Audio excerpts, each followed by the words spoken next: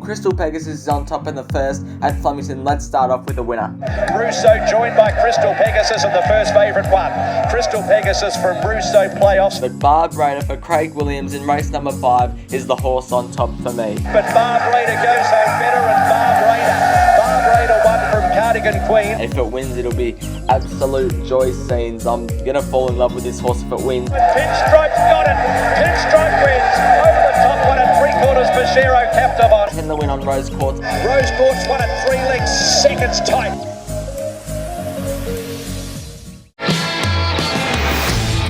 Hello everyone and welcome to another race day preview, my favourite race day of the year. It's Blue Diamond Stakes Day at Caulfield. Can't wait to be at Caulfield to witness all the action and witnessing one of the horses that we part own tackle race number 2. But let's get straight on with race number 1 first.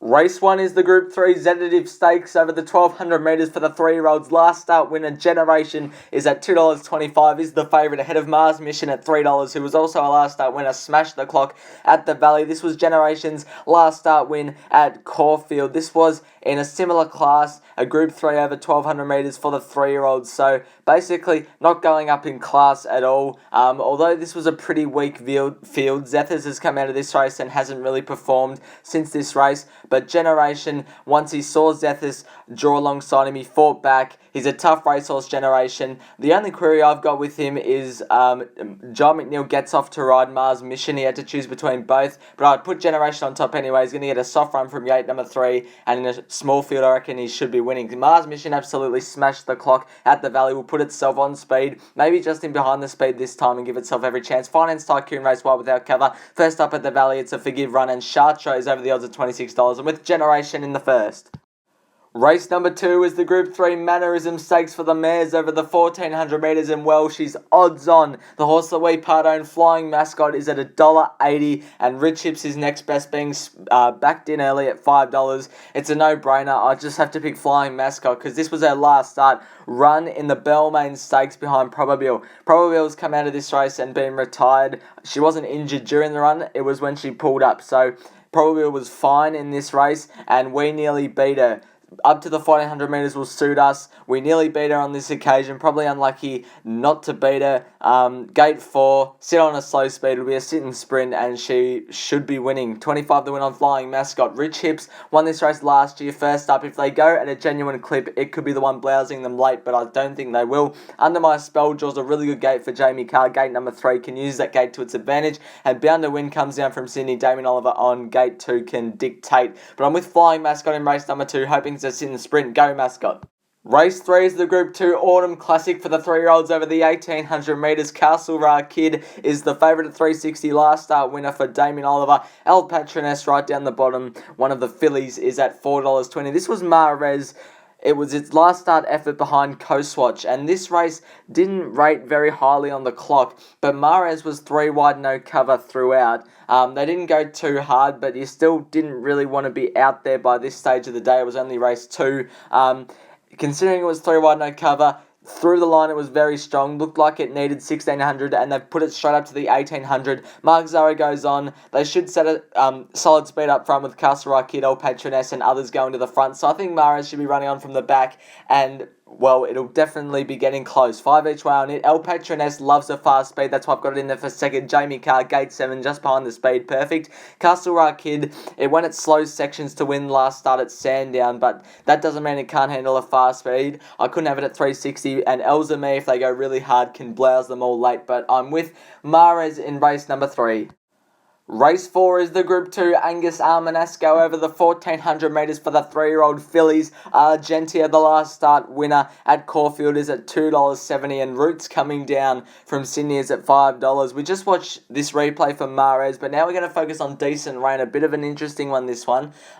This race didn't rate highly, as I said at the start of MAHREZ's replay that we just saw, so I'm a bit sceptical. I'm taking a bit of a risk, but I don't think Decent Rain liked leading. It's been up for a long time, but I don't know why Kieran and David Eustace would keep it racing. Maybe they think it's still got upside. That's why I put it on top. I'm just thinking in the minds of the trainers, why would they keep running it if it's put in a poor performance like that after so many runs? I don't think it liked leading, so ridden with cover. If that's the main query with me as well. If it gets ridden with cover, I think it should be running top 3, but from gate 9 might not be able to get there in time. Something might kick up. Argentia in for second. It got everything suited last start. It was a fast pace. It came down the outside late. This time it's got gate 1, and it might be a slower speed, but it can settle closer from gate number 1, so I've got it in there for second. Forbidden City was a great maiden winner at Sandown, winning by 8 lengths. Very dominant. Can go on with it up in this class, and Roots will be getting a long way back from gate number 13, but will be finishing home hard late. I'm going with Decent Rain in race number 4. Hopefully it can win at 750. Race 5 is the Group 2 Peter Young Stakes over the 1800 metres, and Cascadian from a Group 1 to a Group 2 is at $2.50 and is the favourite, draws gate number 1. This was CALLSIGN Mav's last start effort at Caulfield, won by Earlswood this race. There was a Carline Cup, and CALLSIGN Mav kicked back late to just miss out. Now, CALLSIGN Mav has, I think, a bit of a map advantage over the other favourite, Cascadian. CALLSIGN Mav will settle closer in the run. I'm hoping outside the leader, can go at the same clip it did here, and can hopefully kick on from that and win. I'll get to why I haven't tipped Cascadian, but I'm with CALLSIGN Mav, 15 the win on it. Cascadian now, it's going down in class and way up in distance, which is a good sign, but it's only 1 from 17 on a good track, and it's 5 starts for 1/3 at Caulfield, so I think it's a Flemington horse.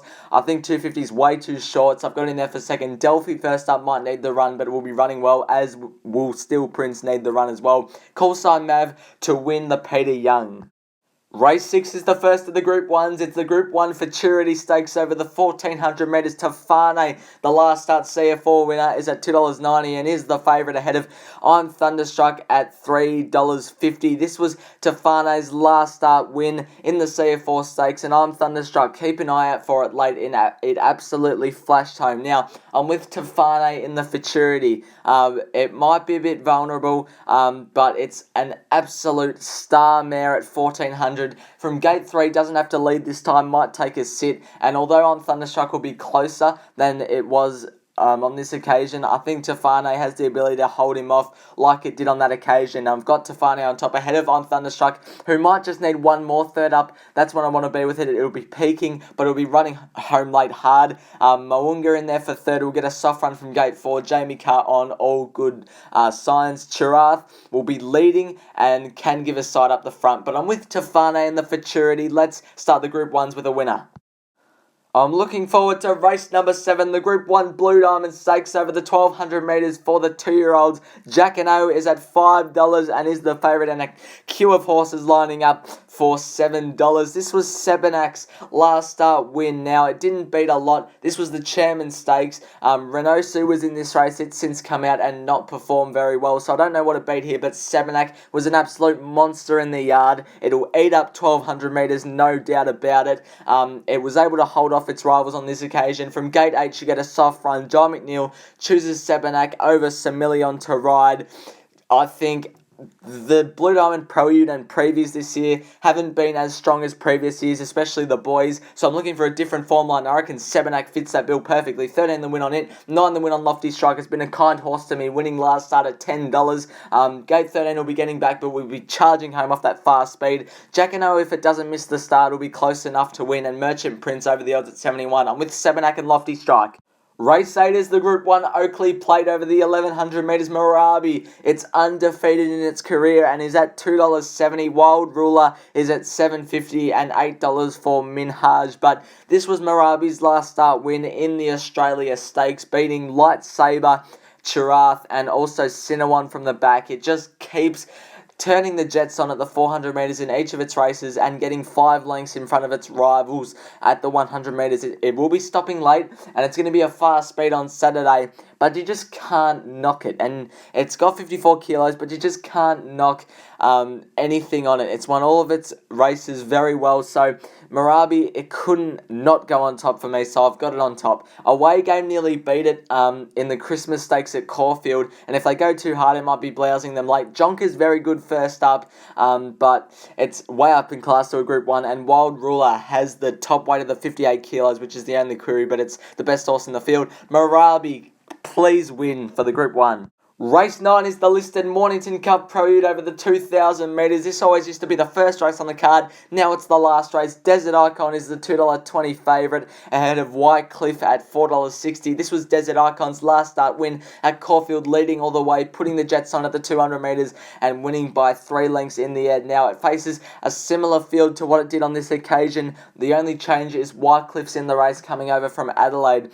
Desert Icon has the measure on all of its horses that it faced here. White Cliff's the only danger, but I'm happy to make it my best of the day, Desert Icon. I think it should be doing what it did here again and making me happy at the end of the day at Caulfield. 30 the win on Desert Icon. White Cliff in for second, was a great winner in Adelaide last time and can take that form here.